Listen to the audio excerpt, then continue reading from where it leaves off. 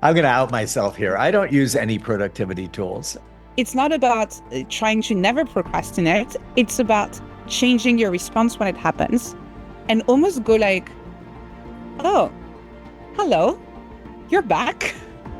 What are you trying to tell me? What are you trying to teach me here? I'm listening. Very often it's the people who love us the most that might be the biggest blockers when it comes to pursuing our deep curiosities. They want us to be safe. The world is very messy. And if you go in like, I am going to be in control of everything, you are going to hit a wall really, really fast.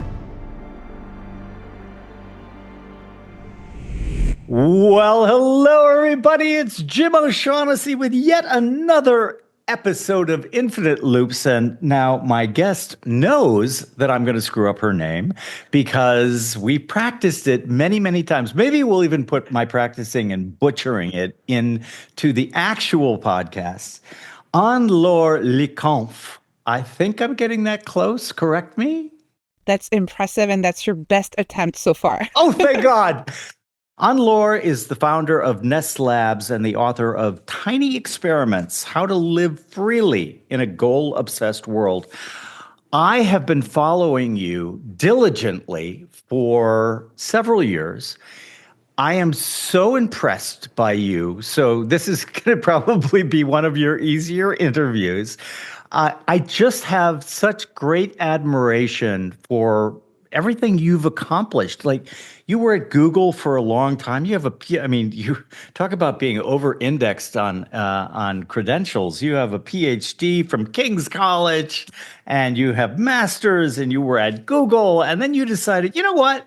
I'm just going to start a Substack. You built that to 100,000 subscribers, and then you were like, I think I'll probably write a book too.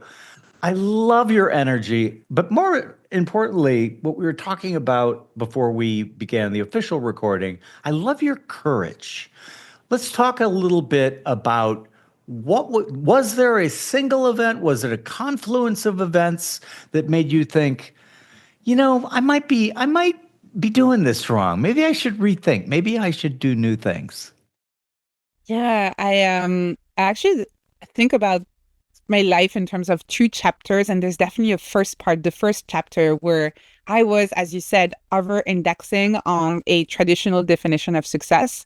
I think it comes a little bit from being from an immigrant background and having my parents who really wanted me to succeed, not wanting to disappoint people, but also not having that many role models around me that had been a little bit more explorative with their careers. And so in the first part of my life and my career, I did good in school. I got a job at Google, as you mentioned, and I was kind of always focused on how to get the next promotion, how to be the one that they would pick for the next interesting project.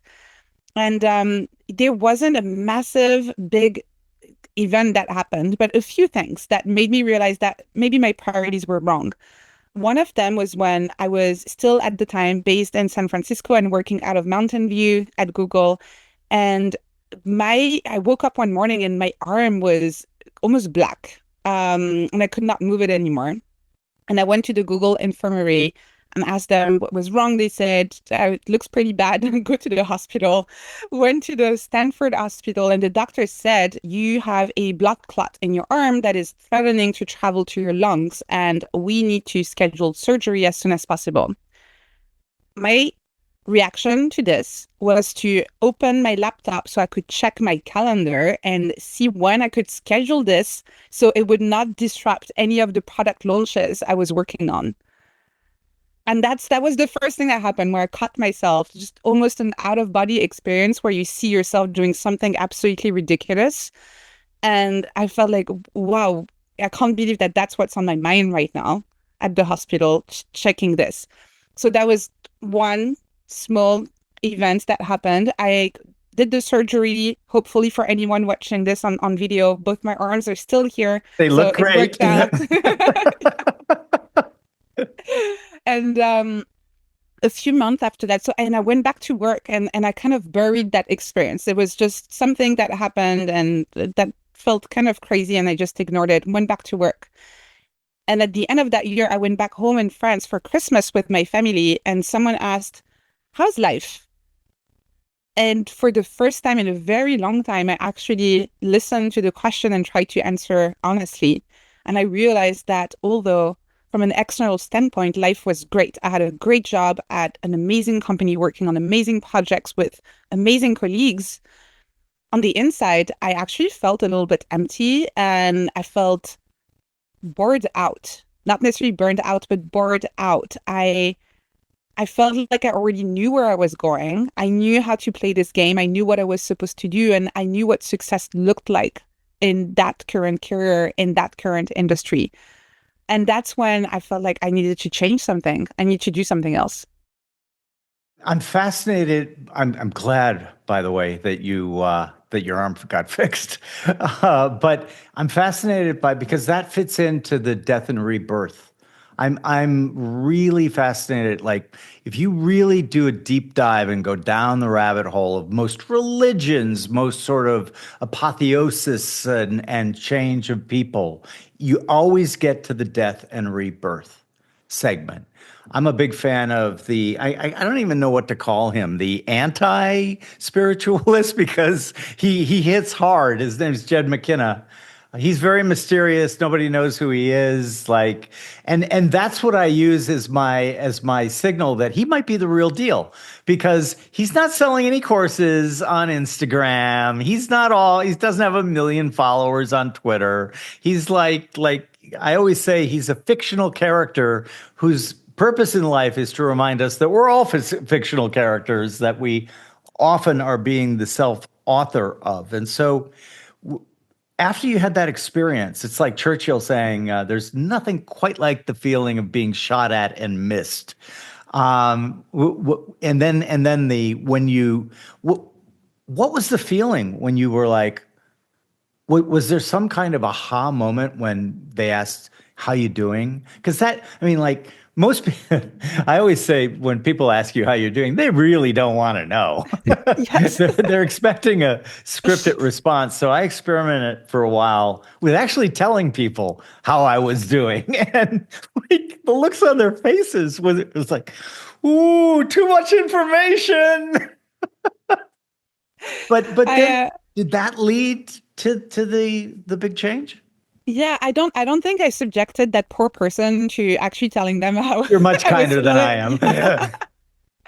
I did. It was more of an internal realization that that's how I was feeling, and I wish I could tell you that I went from this period in my life to actually live freely, but I didn't because I felt quite lost after.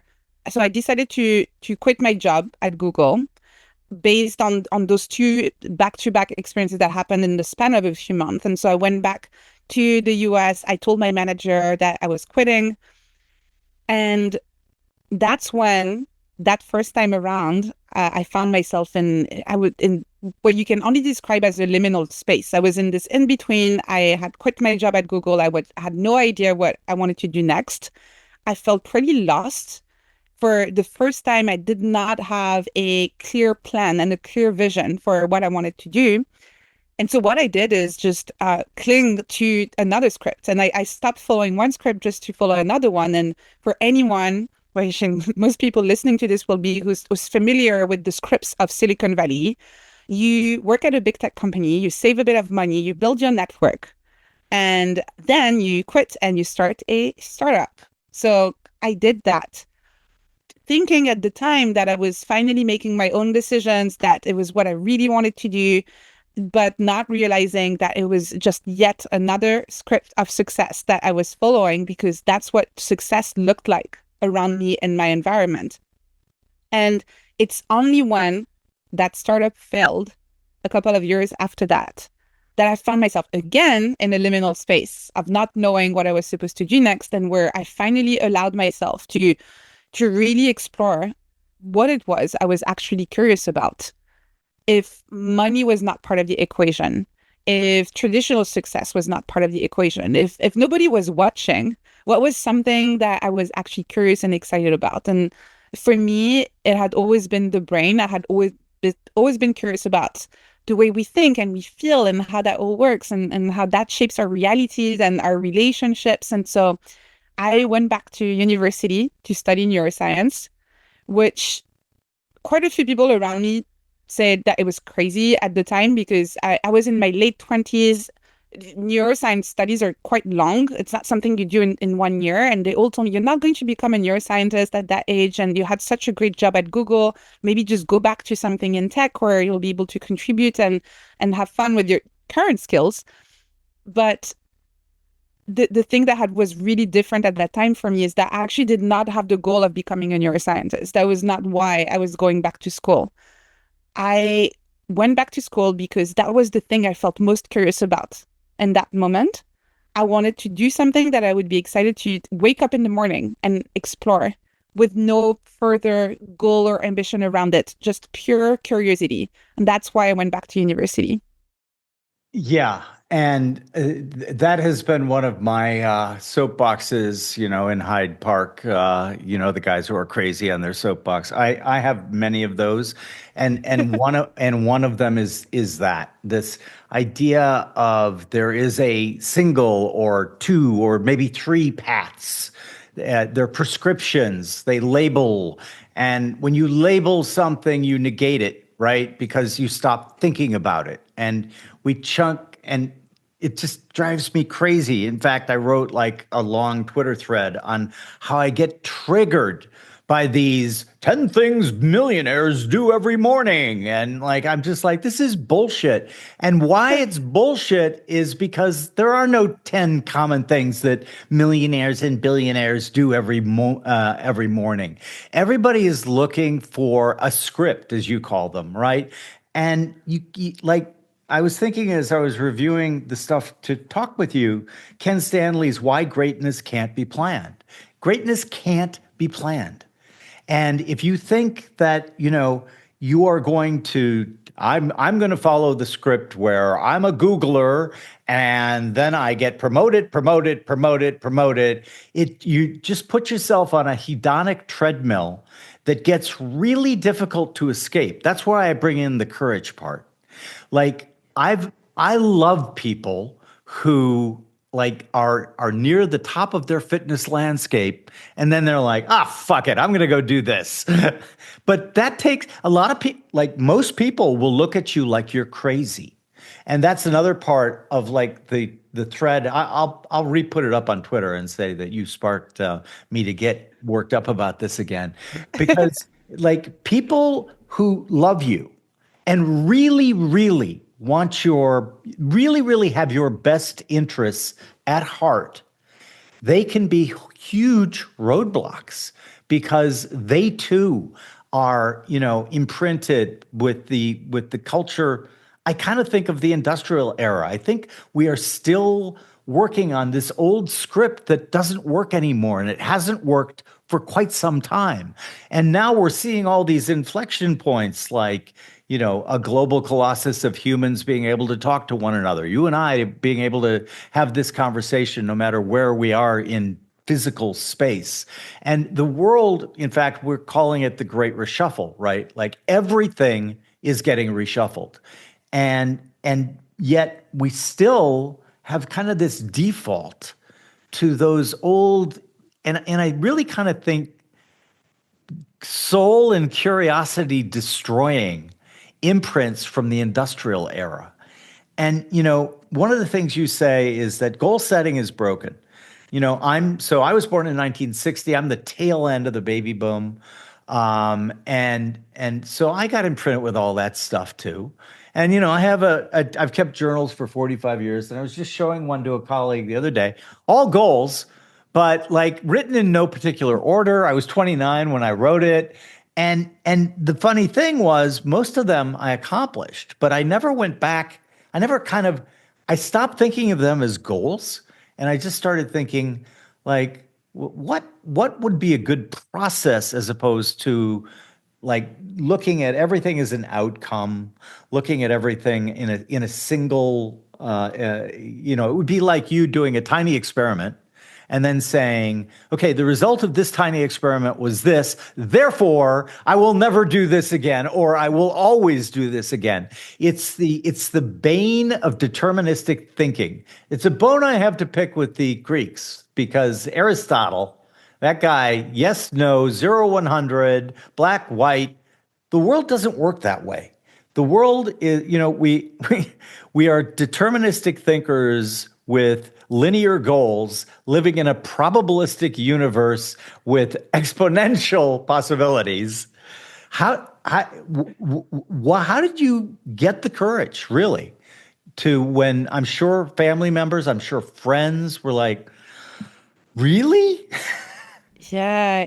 I love everything you just said about the contrast between those linear goals and also the fact that in those journals you wrote those goals and never went back to them and they somehow ended up happening, right?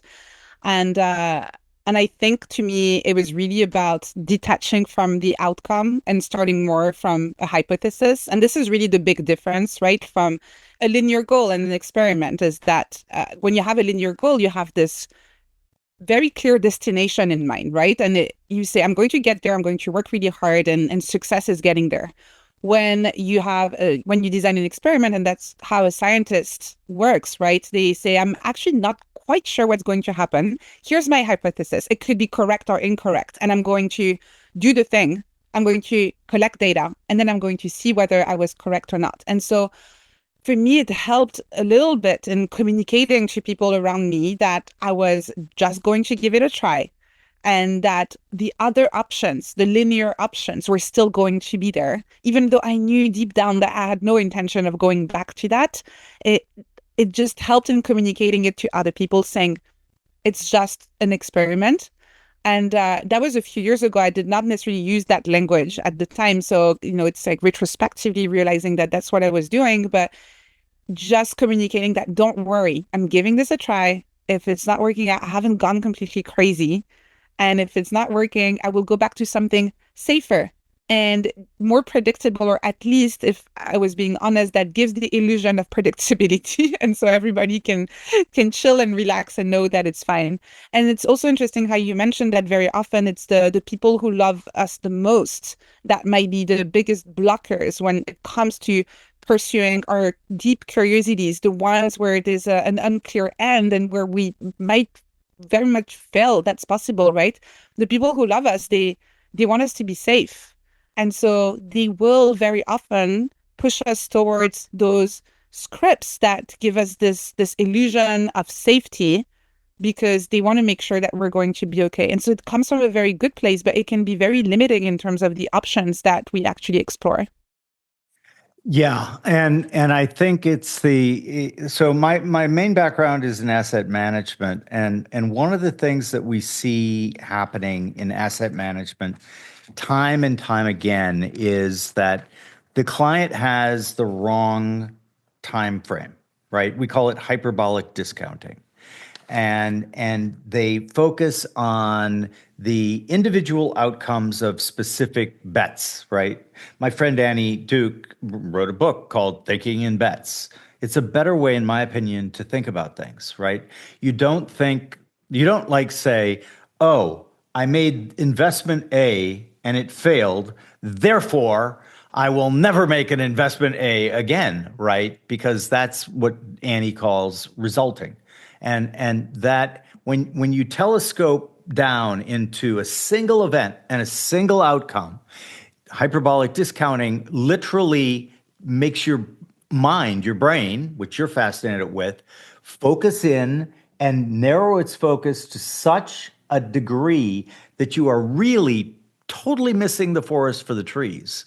And it happens so often in, human operating system is amazing because, like, God, it'd be great if there was an instruction manual, but there isn't one. But then you kind of think that's great because we all get to write our own instruction models, right? And I think that one of the things that fascinated me as I was getting ready to chat with you is we all are the product, whether we like it or not, of how we evolved, right? And I'm a big fan of Will Storr, who writes a lot about storytelling and status obsession and all that. And one of the things that he says is the first thing evolutionarily we want to do is to fit in. But the minute we fit in, then we want to stand out. And so it's very interesting, though, because there's a great book by Todd Rose called Collective Illusions. And I think a lot of us perceive the thoughts of others incorrectly. Here's an example. In Saudi Arabia, not a great place if you're a woman for the most part, in my opinion. Maybe that's changing. Maybe I'm wrong. But in Saudi Arabia, it was widely thought that men thought it was a moral failure to have their wives work. And that is what Todd would call a collective illusion, right? People thought that's what people think, but that wasn't what men thought at all. When they did a special kind of poll, and they found that 87% of Saudi men thought that it would be fine if their wife worked. All of a sudden, it's like the little child who calls the emperor naked. Women got jobs. The number of women getting jobs increased 187%. And so it's one of those great examples of you can't mind read what the collective of humanity thinks about things. You think you can, but you really can't. But it's also kind of one of those a million invisible threads that bind us, or we think we're bound, right? By these, precepts that people think this, people think that. Well, maybe they don't. And it's hard though, if you are kind of programmed evolutionary to want to fit in, to break those boundaries. And so one of the things you talk about in the book is like we also get trapped in busyness, right? Productivity tools. I'm probably I'm going to out myself here. I don't use any productivity tools. Even though I was a quant, I do not believe in the quantified self. And because I think that they can, Ben Goodspeed had a great line, which is don't confuse activity with effectiveness. And yet, to get back to what you're trying to help people and let them learn is we gotta take a different path, right? Like you referenced Tim Urban, who I've had on the podcast. One of my favorite graphs of his is the way we see the world, and it's a flow chart with a green line, I think it is, and it just shows basically one path. And then he goes, the way the world really is, and it's millions of paths, and then the one that we took is highlighted. How do you get people to like return to beginner's mind to restore a childlike wonder?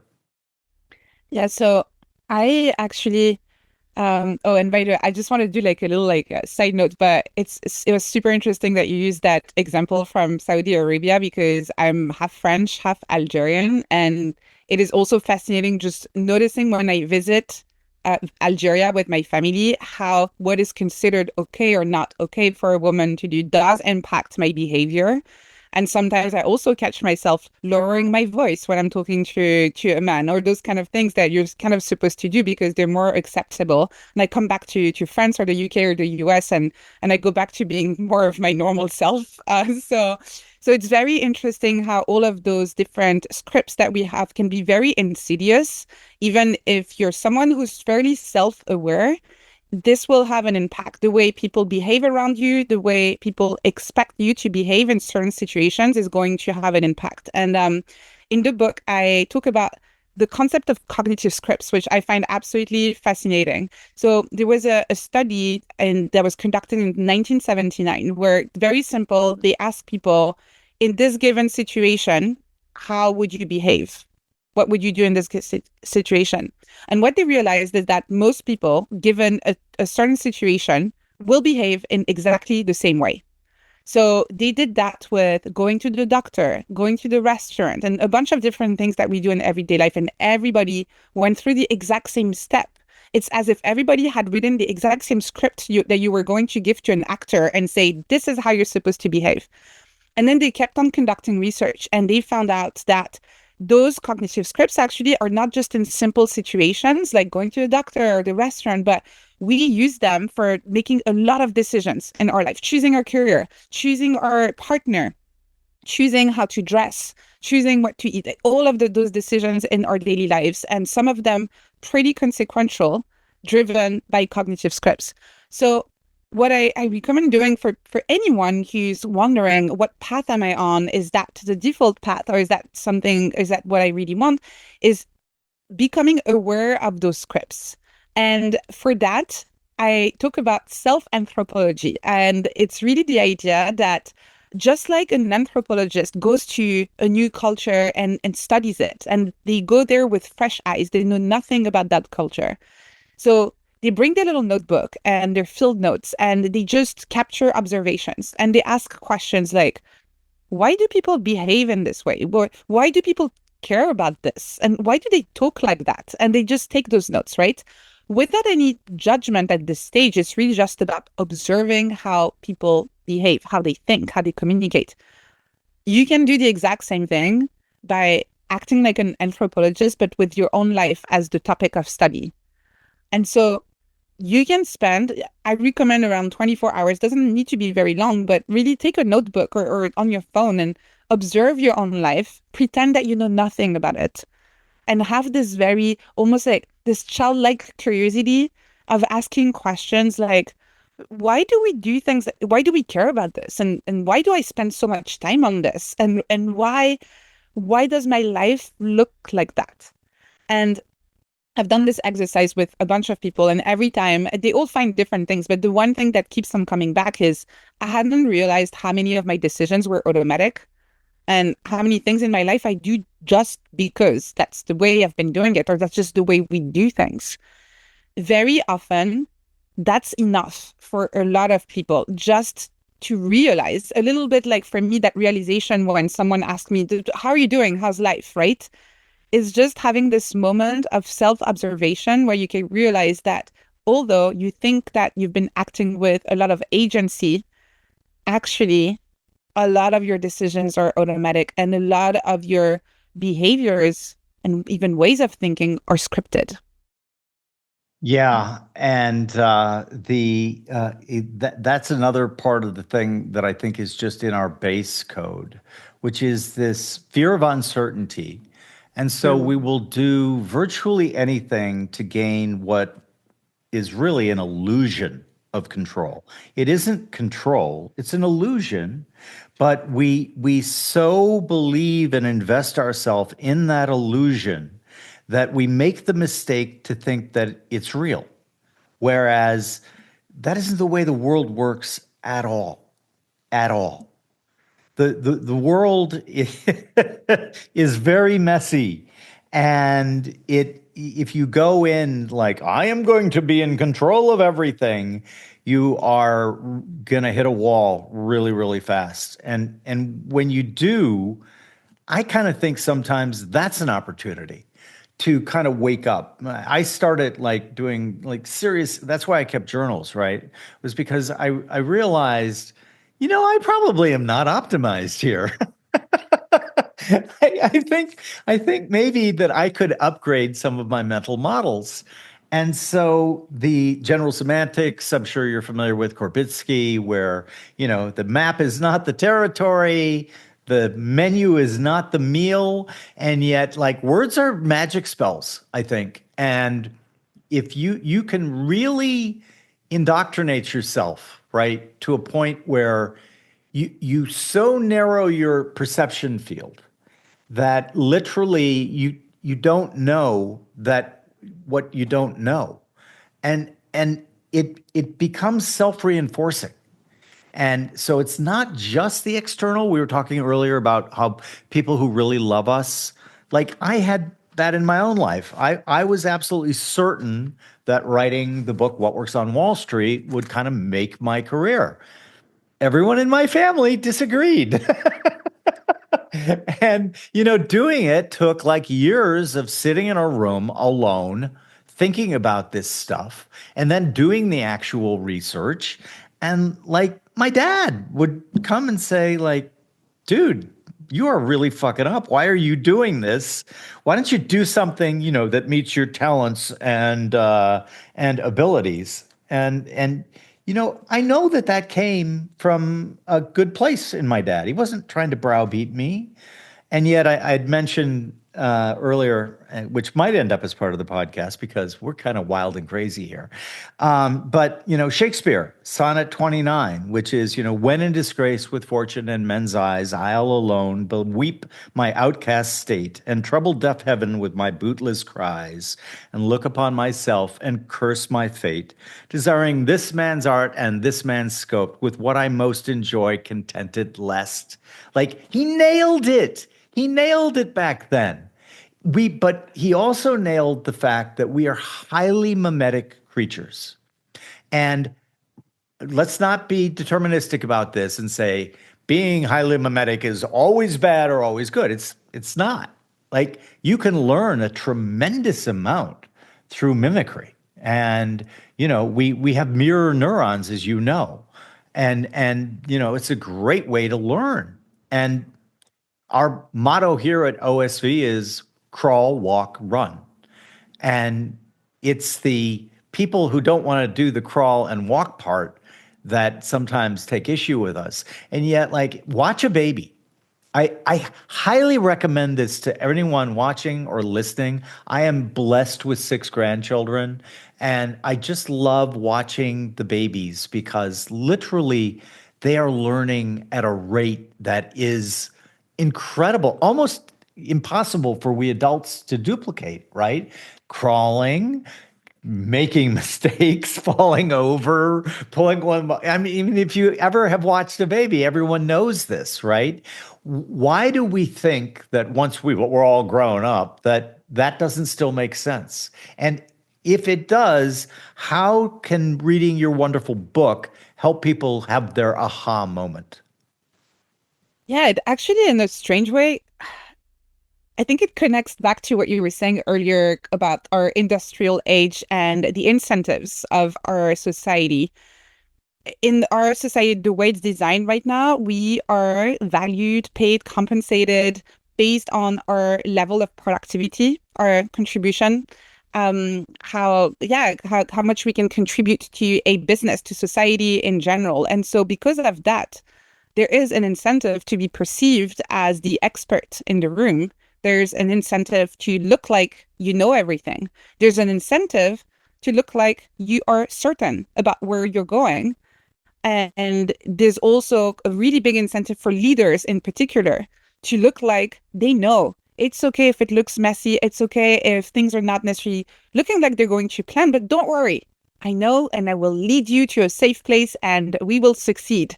And those are the incentives. And this is also why a lot of people now tie their productivity, their level of productivity, to their own self-worth, where they feel like if they're not being productive, if they're not creating something of value to society, then they're not a worthy human being, which is absolutely horrible when you think about it. And I think this is the crux of it, is that children haven't developed a knowledge of these incentives yet. They don't know that they're supposed to know. They don't know that they're supposed to be the expert. So they're just learning, they're crawling, and they're having a lot of fun while doing it. We have this amazing capacity as human beings that develops in adulthood. And that, as far as we know, we are the only mammals that are capable of doing this. And that's metacognition. That's the ability to observe our own thoughts, which, by the way, journaling, I also journal every morning, just like you. And it's a big part of my life. That's a metacognitive practice. It's really taking your thoughts out of your own head and putting them in a place where you can actually look at them, observe them, work with them. And so metacognition is something that we develop, and it's a wonderful capacity that we have as human beings because it allows us to also look at some of our instinctive responses, fear of uncertainty, our stress, our anxieties, and say, okay, I see you, but I'm not necessarily going to follow you. I'm able to think my way through this at a cognitive level. But the flip side of that, because as you were saying, there's really nothing that's like, really bad or good. It's really how you apply it and how you use it. Metacognition also has this more negative effect of making us always think about the way we're being perceived and trying to, as you said, trying to belong. And to me, that's the problem. And this is why it changes so much. And this is why we lose this childlike curiosity, or rather, it's not that we lose it, but we stop expressing it because we feel like that's not the most appropriate way of behaving and showing up in the world in today's society as it is designed with our current incentives. Yeah, I think you would be a big fan of Robert Anton Wilson. I always recommend people read his nonfiction stuff because that is something that he covers in great detail about the idea that, the and he's always on a tirade against deterministic thought. And he even wrote a really interesting thing called Maybe Logic, in which he says, look, if to succeed at the way the world is going, he was remarkably prescient. Like he wrote in 1975 things that are only now becoming germane with AI and all that kind of stuff. But with these new capabilities, the deterministic yes, no, right, wrong is going to be a dead end for people. And so, again, back to Wilson and maybe logic. In the book, he's like, you have to embrace uncertainty, flexibility, multiple perspectives, and be aware of them. That's metacognition, right? And he pushes it much further and says, I love what he once quipped. I don't believe anything entirely, but I have many suspicions. And so I've tried to always look at the world that way because you just with a broader aperture, you're going to see more. And it we get so judgmental and kind of back to our talk about society. I'm currently reading Will Storr's new book about, stories being a deal. And essentially what he says is, look, we are forever uh, being trailed by an exhaust of social cues. And it's at the subconscious level. And that's why we instantly care about hierarchy. That's why we instantly care about status. But hey, you're not going to be able to change that, but you can work with it differently, right? So if you're going to care about status, don't go for like Henry Ford. I was reading in the book last night. Henry Ford had a morality police. And if you were going to get the extra $5 a day, you had to submit yourself to unannounced inspections of your home, your family. Then you got marked off whether you were a Ford man, not quite a Ford man, or like, oh, horrible, we're going to fire him. And this ridiculous idea of treating human beings as if they were cogs in a machine. Taylorism writ large. For those who don't know, look this guy up. Scientific engineering, and essentially what he did was he turned every human in a factory into a robot. And, that worked for the factory, but we're not doing factories in America anymore and most of the Western world. The world that is becoming is a world of it's the world where the curious person is going to be king or queen. It is the world where doing things like you're doing is going to result in amazing new things, but we get imprinted, right? Timothy Leary, who is unfortunately mostly known for his affection for LSD, actually was a very serious psychologist and had the idea of that we get imprinted at various times in our life. And he uses antiquated language. Obviously, he was writing in the 1960s. But, one of the things that I read, I really reflected on is he said, by the time you're like 4 years old, you've already, through no choice of your own, been imprinted with a winner's script or a loser's script, top dog or bottom dog.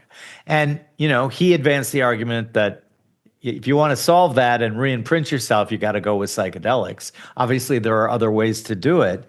But I think that we also have to understand that we're all human, and to try to deny that you're not going for social acceptance, that you're not going to play by the implicit game rules, like it's also part of our human history that in the past, if you were like that, they burned you at the stake. Yes. No, And absolutely. And I think this is really all about being aware of those scripts and being intentional as to when you actually decide based on your current circumstances, current priorities. You might actually want to follow some scripts in some areas of your life. The issue is that for a lot of people, this is completely subconscious. They have no idea that this is what they're doing. But I personally think that it's also completely fine. There have been also so many books and like ideas I think are quite dangerous, just telling people just quit your job, go and do your thing, and that are, I think, a little bit disconnected from the reality of a lot of people. You might be the primary carer for someone. You might have whatever it is in your life that makes it very difficult to do this. So to me, it's more about waking up and being aware of where you decide to follow your scripts and where you decide to not to, and making sure there's always a little bit of space for curiosity and experimentation. And I think it's completely fine if you say, you know what, I currently have a job where I know I'm a little bit of a cog in the machine. And I actually have wonderful colleagues. They're great. We have nice conversations. I work on nice projects. It's maybe not the most intellectually stimulating kind of work I could be doing because I've been doing it for a while. And so maybe I could do it with my eyes closed, but that's what I choose for this part of my life. And I'm fully aware of it. This is the script. I'm following it. And this is fine. Give me the script. I'll be a good actor here and I'm going to follow it here. But then I have other areas of my life.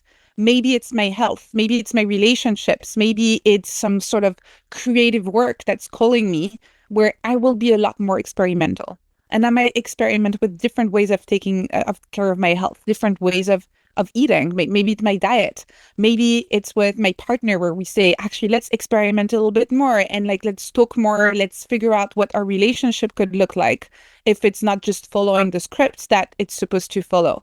And so you don't necessarily have to be experimental in every single area of your life, but being aware of this, as you were saying, Timothy Leary calling it imprinting, being aware of the parts of your life where you've been imprinted and decided where actually this script of success is fine in that area. But in that other area, I want to be more experimental. I think this is really the mindset shifts that you want to have, is this awareness and then taking action based on this knowing, this sense of, as you said, self-authorship. And what I love what you just did there was you used a probabilistic argument as opposed to a deterministic, you have to quit your job, you have Mhm. to follow your bliss, you have to do this. Those are just prescriptions, right?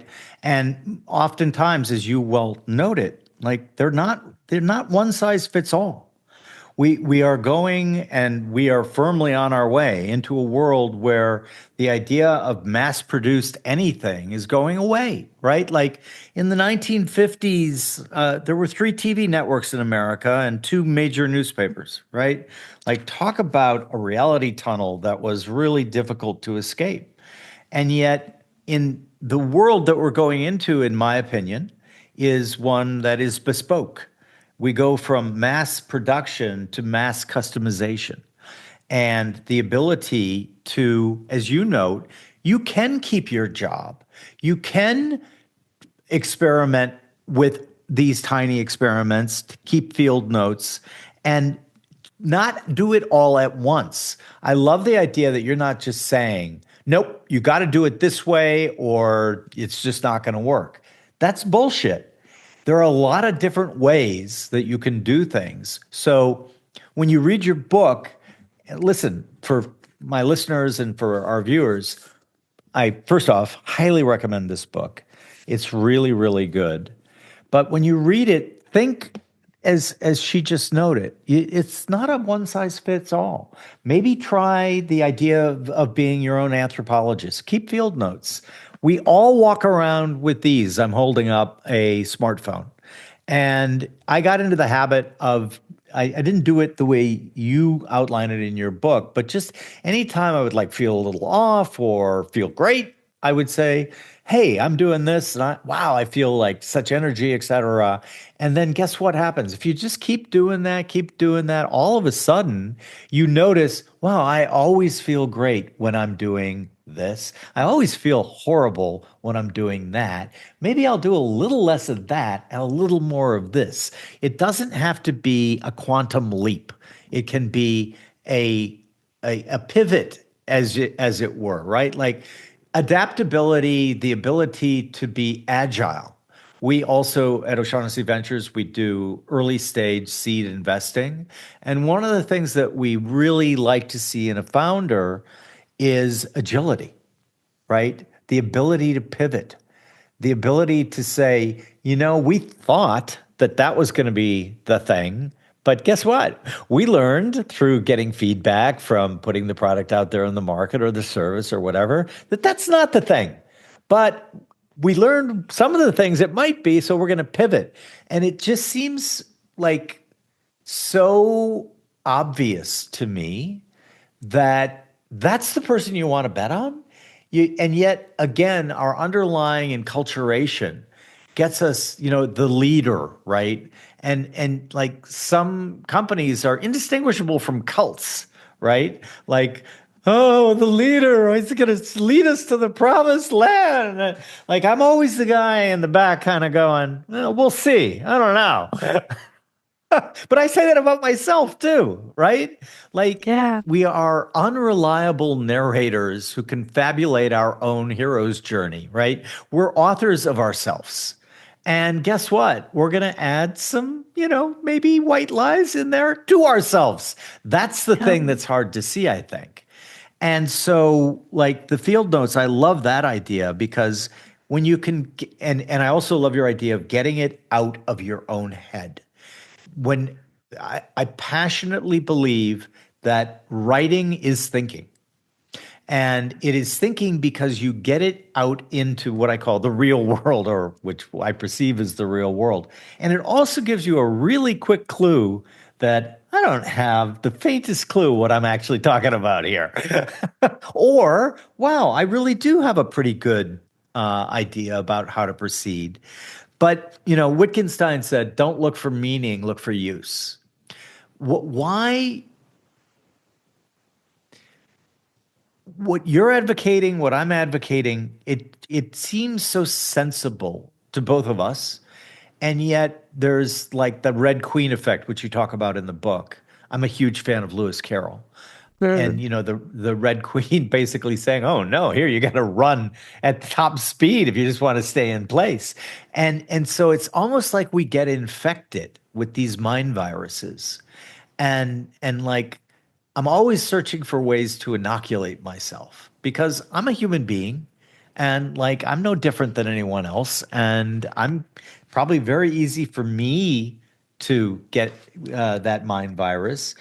You also talk about, kairos, which is a Greek idea of just kind of the I think it's the right moment or the like Opportune the moments. Yeah. opportune moment to, but like, how would you advise our listeners and viewers?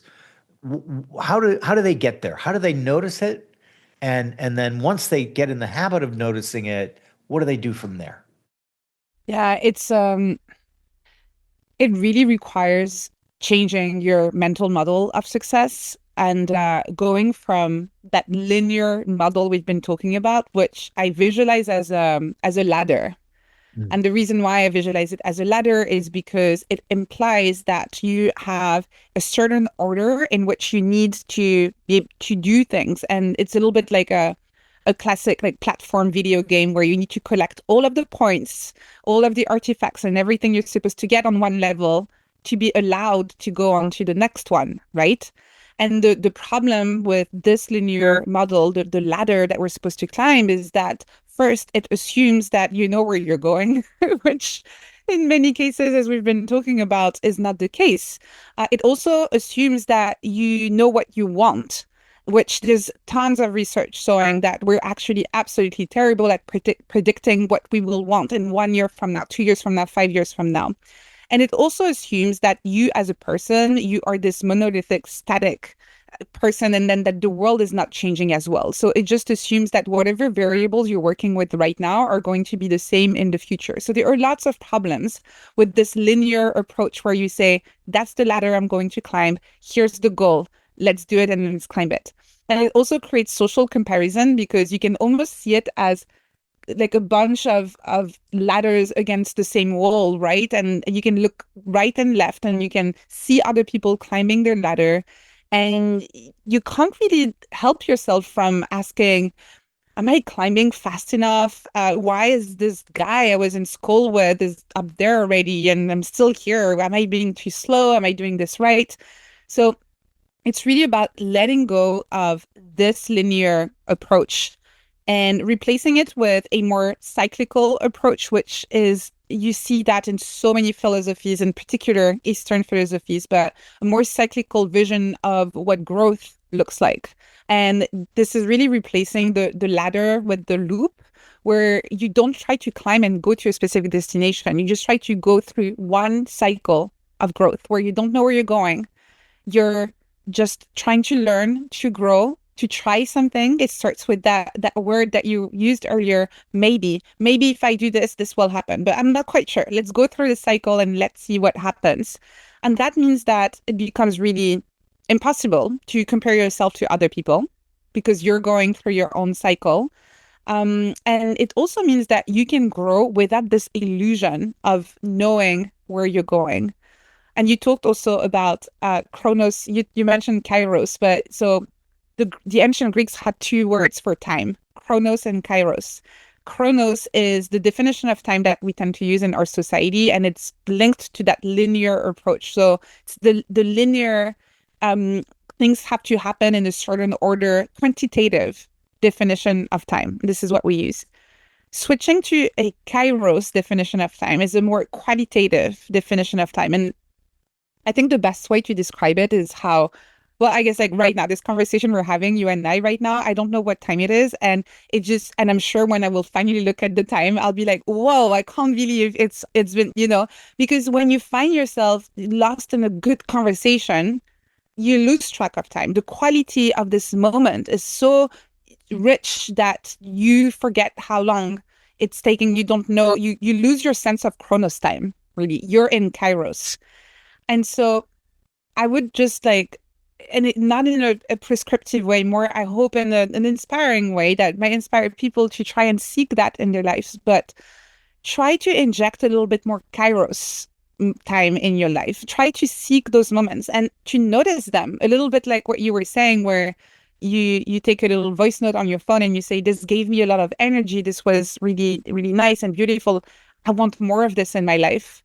You can do that. Whenever you notice you had a kairos moment, where has the time gone? Like, what happened? It's like, that was amazing. Make a little note, add that to your field notes, and start noticing those patterns so you can optimize your life, not in a quantitative way of trying to make the most of every minute, but in a qualitative way where you optimize for depth and richness of your experience.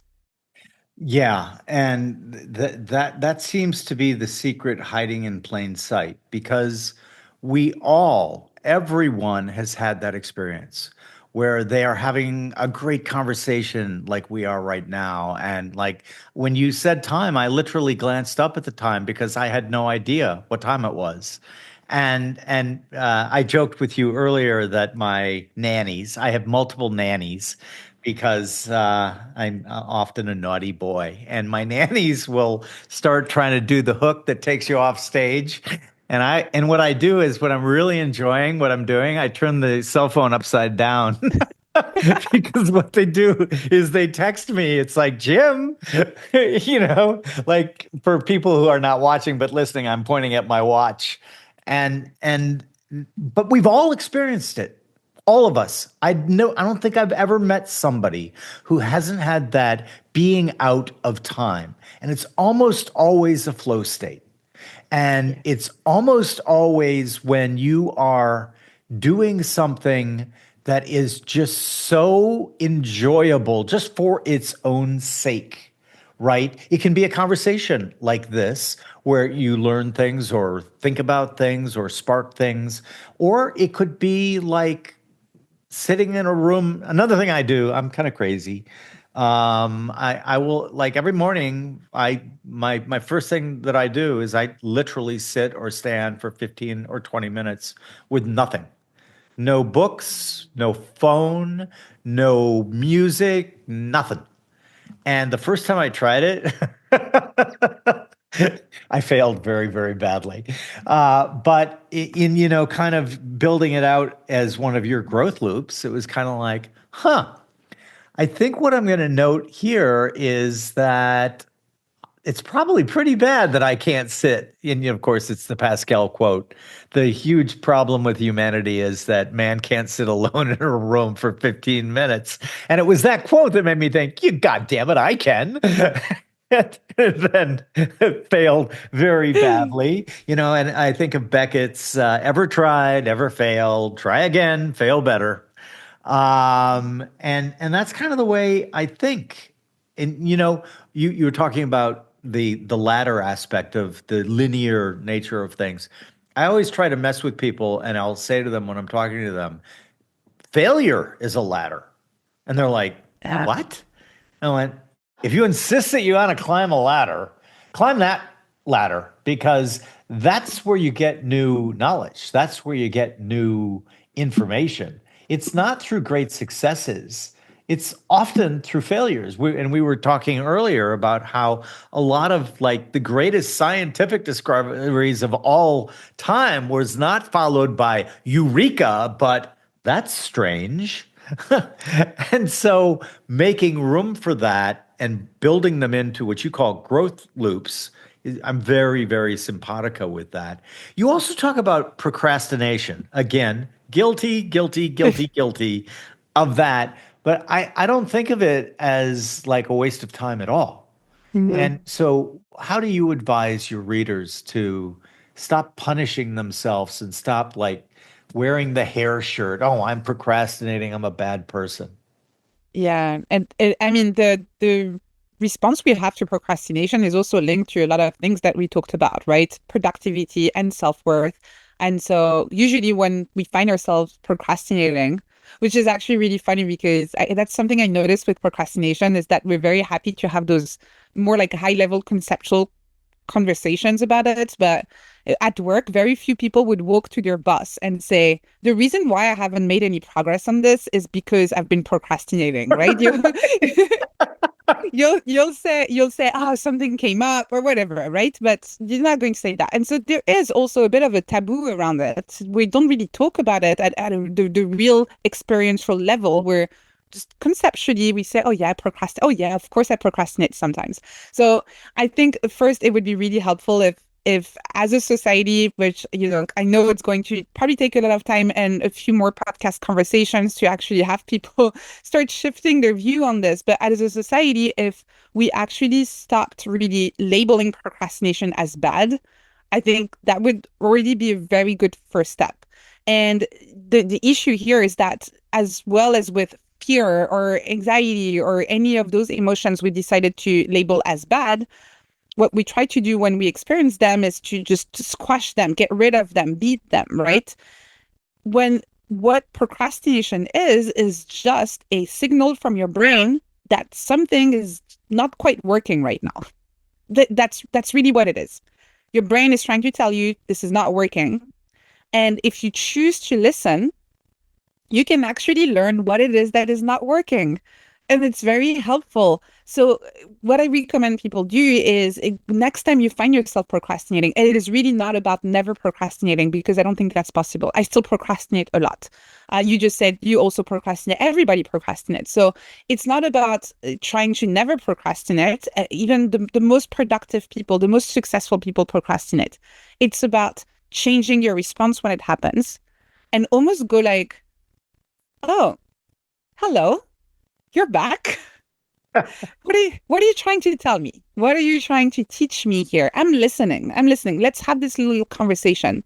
And In the book, I share a little tool that I find helpful if you need a more structured approach to do this. After a while, you probably don't even need the tool, but at the beginning, if it's your first time having this conversation, it can help. It's a little bit like having conversation prompts wherein you don't know someone and you want to be guided. And so the way you can go about it is ask, okay, tell me, is the problem coming from the head, from the heart, or from the hand? If the problem is coming from the head, it means that at a rational level, you're not fully convinced that you should be doing that thing in the first place. And that might mean that the task itself is wrong, is not aligned with your wider priorities, or the task is badly designed. So it is trying to solve a problem, but it's actually not going to solve that problem. Or it might mean that you're not the right person to do it. And so that might mean that you should delegate it, or that maybe this is something you can say today, but maybe AI should do it, maybe not you. And at a subconscious level, you're not convinced that you should be doing this thing. And this is why you're procrastinating. So you ask this question. And if it says, oh yeah, rationally that doesn't make sense, then also you can go back to your team and say, I'm not fully convinced. I've been struggling with this because it doesn't make sense. Can we go back to the drawing board? If the head says, yes, I'm convinced, let's do this, then move on to the heart. Ask the heart. Um, does the heart want to do this? Is the problem coming from the heart? If the problem comes from the heart, it means that at an emotional level, you don't feel like that's going to be a lot of fun.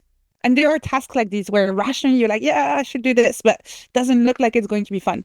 In those cases, make it fun. Maybe go to your favorite coffee shop, grab that friend or that colleague that's always fun to work with, and tell them, let's do a little co-working session. Can you just sit with me? Bit of banter. We do this thing and I get it done, right? Or create a reward for yourself for afterwards if you do it. So make it fun. If the head and the heart say, yeah, let's go, but you're still not doing it, you're procrastinating, then it's very likely that the problem comes from the hand. And that means that although rationally, emotionally speaking, you're convinced, you don't believe that you have the right skills, right tools, right support in order to do this.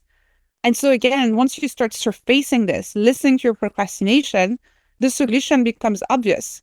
You can literally raise that hand and say, I need help. Is that mentoring? Is that coaching? Whatever tutorial, online course, whatever that looks like, you can get yourself unstuck. And so that's really what it is. It's really about having this conversation. And instead of judging yourself, try to understand, what is my brain trying to communicate here? And how can I use that information to actually move forward without any of the self-blame normally associated with procrastination? Yeah, the self-blame is we police ourselves to an extent that we are completely unaware of. And Yeah. I think that the way you break it down makes it make a lot more sense. My earlier solution was always to just say to people, "Oh, no, no, no, I'm probably the laziest human you will ever meet. So I'm not procrastinating. No, I'm just lazy." And the looks that I would get were pretty interesting. Again, I think that you made a nod there to the your network, right? I definitely think that that Don Tapscott was right, and that your network is your filter, and that you now have the opportunity that we never ever had in human history ever before. We now can search worldwide to create our network. That's how I found you. It's how I found virtually everyone who is a teammate at O'Shaughnessy Ventures. And yet we still feel almost like we're still captives in many respects of like 19th century thinking, captives of time, space, geography. They're all collapsed. And now we have AI. I like we are using AI in everything we do at OSV. And we think that people who aren't doing that are going to get really upset in a couple of years because it's literally, for example, I was looking into 3 different authors and I wanted a review of my favorite authors. And I was talking with a teammate and saying, yeah, no, you got to really read, in this instance, Robert Anton Wilson. And he said, didn't he like write 30 books? And I said, yeah, he did, but like just focus on this one and this one. And I thought, no, you know what? We have an in-house AI. I said, yeah, I want you to go through everything Wilson's ever written, capture the main points of the book with a suggestion, and boom, Bob's your uncle. It was done in 35 minutes.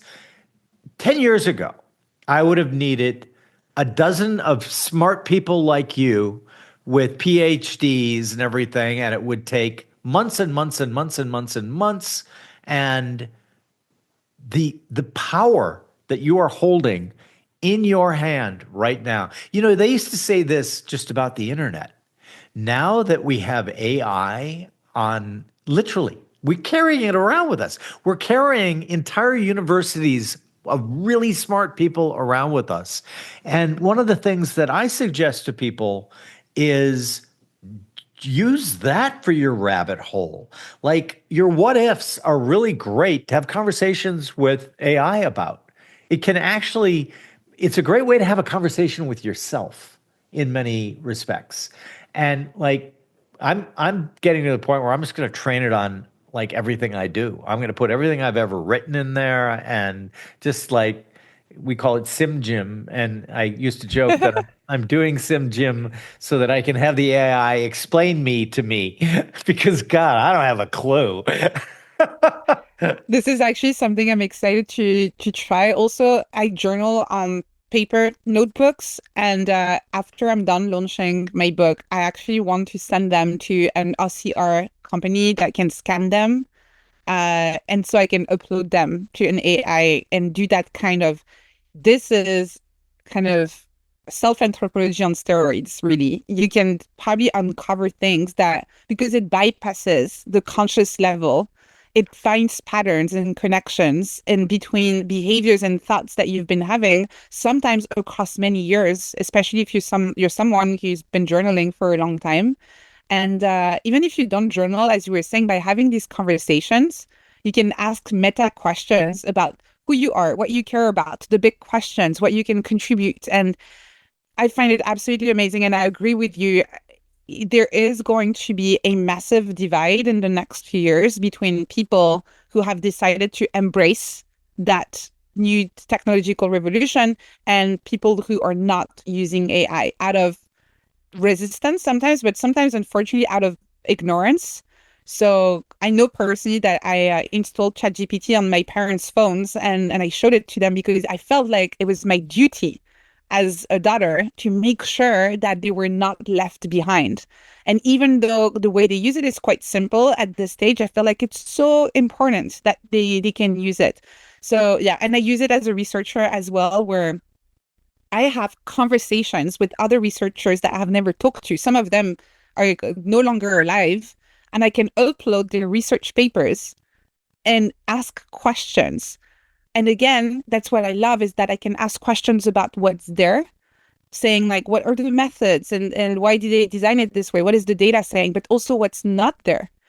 I can ask about limitations that the researchers did not even think about writing because the AI is able to look at the entirety of the paper and compare it to other papers and surface things that would take me, even though I have a PhD, another 10 PhDs to work with me also to be able to do this. So I completely agree with you. And that's something I'm very excited about. And I think that if anyone is comfortable with AI today, if you want to do something that is going to have a positive impact on your community, and I'm not talking about even changing the world or anything like that, but just making sure that the people around you, the people that you love, are aware and have the basics of how to use AI sorted, go and install either Claude or ChatGPT or something on their phone and show it to them. I think that's one of the best things that you can do for your community. Amen. I feel exactly the same way, and you know, I always try to do it in a really fun way. And so, my 98-year-old mother-in-law is living with us, and she's still all there cognitively, which is pretty remarkable. And so she was asking me at dinner one night, could you show me? And I'm like, yeah, sure. So I put ChatGPT Pro in voice mode and I said, Terry, just ask it whatever you want to ask it. And she did. And it answered the question. And the look on her face was like just one of childlike wonder.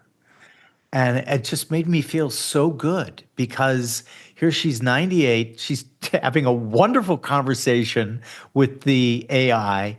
And then I'm like, wait till you see this. Um, uh, yeah, could you give Terry the same response, but do it in Mandarin?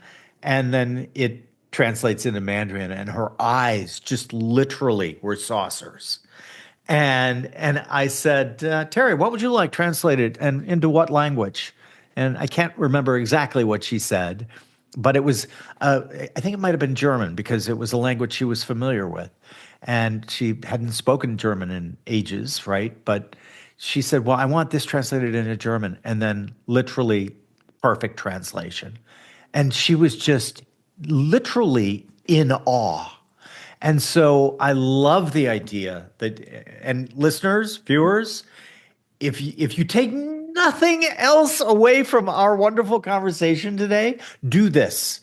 If you have parents or you have friends who are skeptical or not interested, just put, and it doesn't matter which one, by the way, put any of the large language models or the generative stable diffusion models on their phone. They will flip out. And then it's very consistent too with that crawl, walk, run, right? Like you just start a little bit and then you end up like my wife always says, you always go too far. You always just don't, you never know when to stop. Because one of the things that I was doing was putting a lot of things that I had made machine readable from journals into the AI and basically saying things like, I want you to analyze this text and pages and tell me about my Jungian shadows. And I got to tell you, holy shit. I was like, ooh, this really, Yeah. really knows me too well. So, what else would you tell somebody? Like, if somebody could book a couple hours with you and they wanted you to be their coach, what would your couple of hours with them look like? Yeah. I just want to say first that you made me feel quite emotional with the story that you just shared because my I lost my grandmother in 2020 from COVID, and she did not speak French. I don't speak Arabic. And I was just visualizing in my head what it could have been like and the conversations that we could have had if those models existed at the time. So one more reason, if people are not convinced yet, to try and do this with the people you have with you, and especially maybe older people where you want to have conversations with them. And if you don't speak the same language, that's another great use case, I think. And in terms of if you were to spend 2 hours with me, the the main way I like to have conversations with people when they feel a bit stuck, is to ask them two things. First, what would it look like if you defaulted to curiosity? So default to curiosity. And so whatever challenge it is, very often people try to find a solution straight away. People try to or get rid of the problem. But what would it look like? A little bit like when we were talking about procrastination. What would it look like if you looked at it and just say, oh, hi, that's interesting.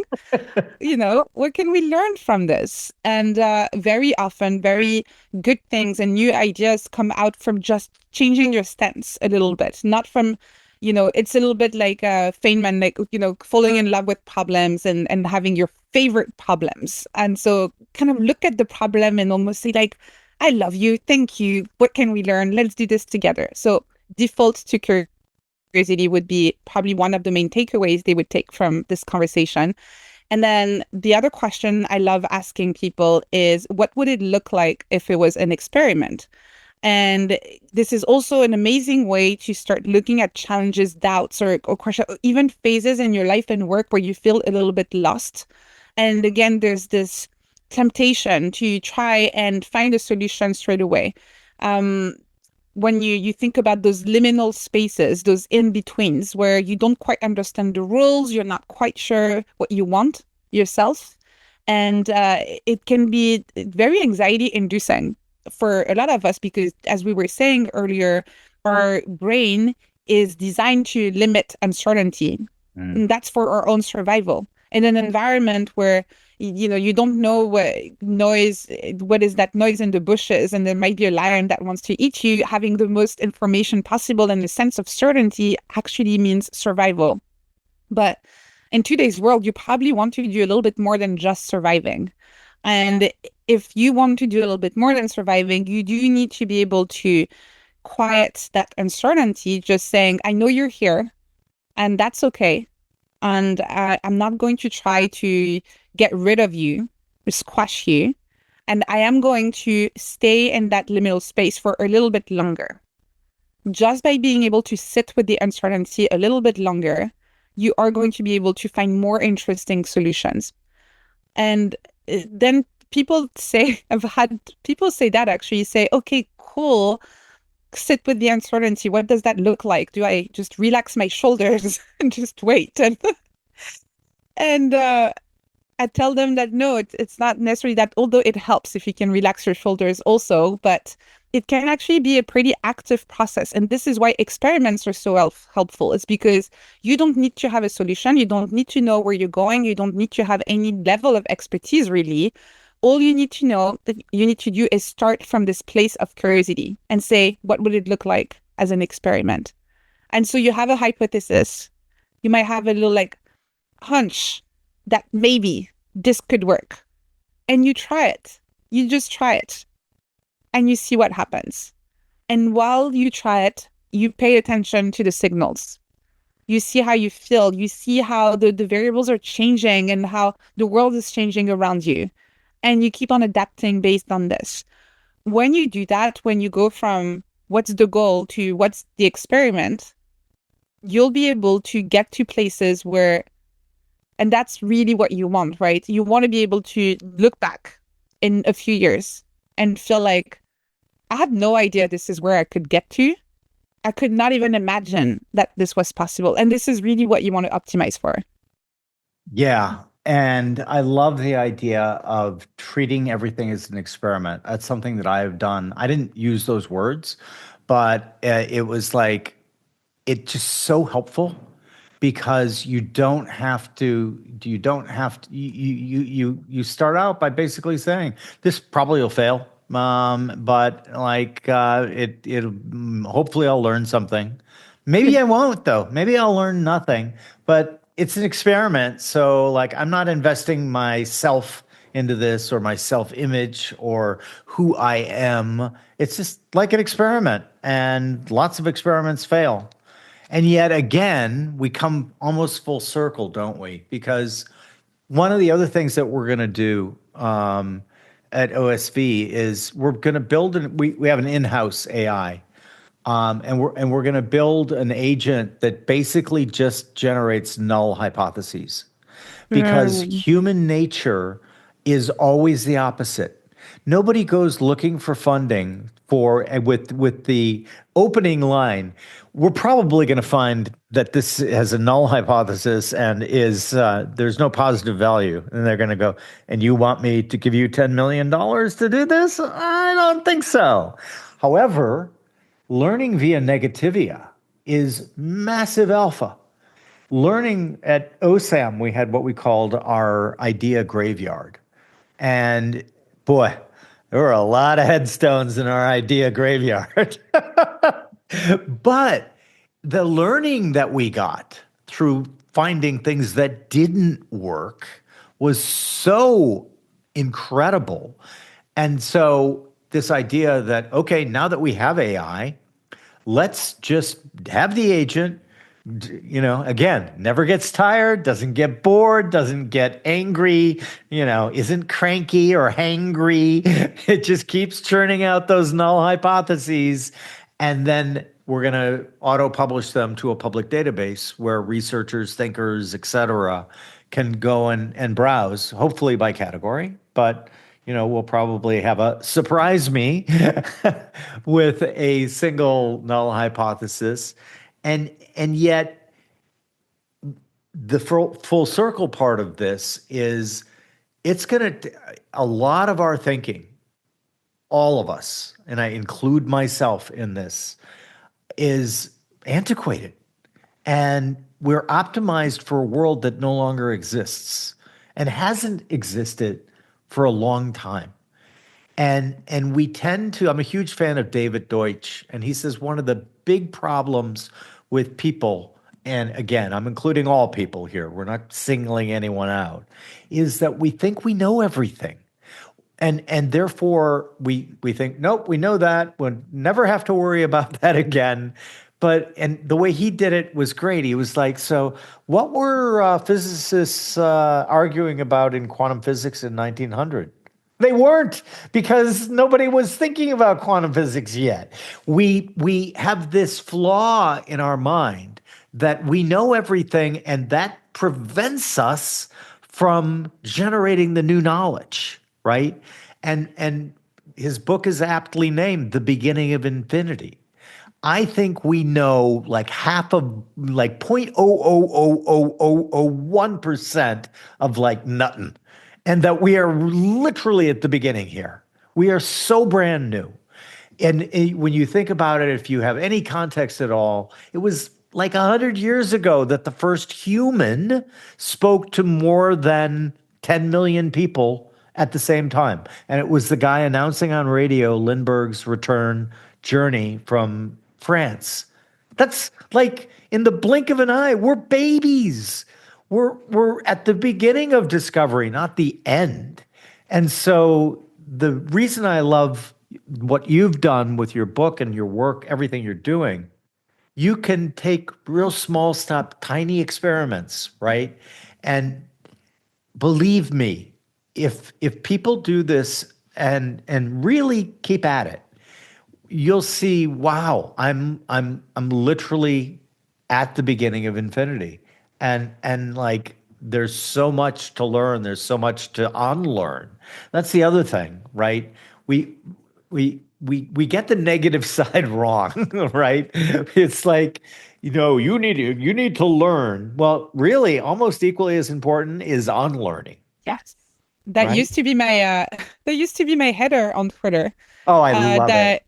That Alvin Toffler quote, that the illiterate of the 21st century would be the people who cannot learn and learn and relearn. Which is actually, I found out when I wanted to include it in my book that it's not an exact quote, and which happens so often, right? So I actually had to rewrite it a little bit to include it in my book, and I had it on my header for so long. But I completely agree with you. And I think this is also why experiments are so helpful. It's because when you have this linear approach, you feel like you absolutely have to build on top of whatever it is that you did before, right? It needs to make sense. You spend so much time and energy acquiring these skills and building a network in a certain industry. And of course, you're going to use these for the next rung of the ladder. Whereas when you have an experimental approach, that doesn't matter because you're designing a new experiment. So you're going to use whatever skills make sense that you have acquired so far that are helpful for this. But you also can start from scratch. And when it comes to AI, that, for example, it is so lucky when you are alive at a time in human history where you can start from scratch and everybody else is starting from scratch. And don't get me wrong, that doesn't mean that you should not start from scratch if there's something that where you don't know. It's like it's okay to start from scratch anytime. But it's especially powerful if you're starting from scratch, you're conducting your first experiment, and so is everybody else. You are part of a giant experiment where nobody has no idea what they're doing, and everybody is fully aware of the fact that they have no idea what they're doing. This is really the best time to be experimenting. Could not agree with you more. I mean, literally, I have long believed, I say thank you to the universe every night and every morning when I get up, that I feel like I've won the cosmic lottery, that I am alive at this point in human history, just gets me so excited. Like, it's just like I can't believe it. I can't believe I actually get to do all of this stuff. These tools are amazing. You know how Steve Jobs said computers were bicycles for the minds? AI is a rocket ship for the mind. And rather than say, oh, it's going to take my job, no, another human using AI might take your job. AI itself is not going to take your job. And the idea that the leverage it gives us is just like, it just, even right now, trying to like put it into words, it's like almost indescribable the leverage that it gives everyone. And so I think that if people listening take anything away from our conversation, number one, buy her book. She's got a lot of great ways in there to build out these tiny experiments. And that's the other thing I want to emphasize here. I love the title because it's like who can't do a tiny experiment? Anybody can do a tiny experiment, right? And all you need though is that little push, I think, right? Because what'll happen is you might get hooked on it and you might just think, wow, I guess that I've had my entire life wrong for all of the time that I've been doing this. And but like you say, we're all in the same boat right now. We are literally all in the same boat. So it's not like somebody's 100 years ahead of you on this stuff, even 1 year ahead of you on this stuff. And so we're all at the starting line. Like when the gun has gone off, let's acknowledge that. Don't just stand there, just thinking, well, why should I run? Like they've already started running. Well, because you're gonna run in a completely maybe different direction. It reminds me of Monty Python. I love Monty Python, and they have they do joke Olympics, right, with Greek philosophers playing soccer and stuff. And the one that I love are the at the very out there thinkers at a track race, and they shoot the gun, and they all go in different directions. So, well, this I now they're actually buzzing the thing because and one of my nannies is saying, "Jim, you are running up 15 minutes. You have another thing you have to do." So, they're using the hook on me. This has been absolutely delightful for me. I hope you've enjoyed it as well. I certainly lost all sense of time Same. chatting That was with a you. Kairos conversation for sure. Well, if you've listened to us in the past, you know that at the end of all of our chats, we make you the empress of the world. And now there's some rules. You're empress of the world just for 1 day.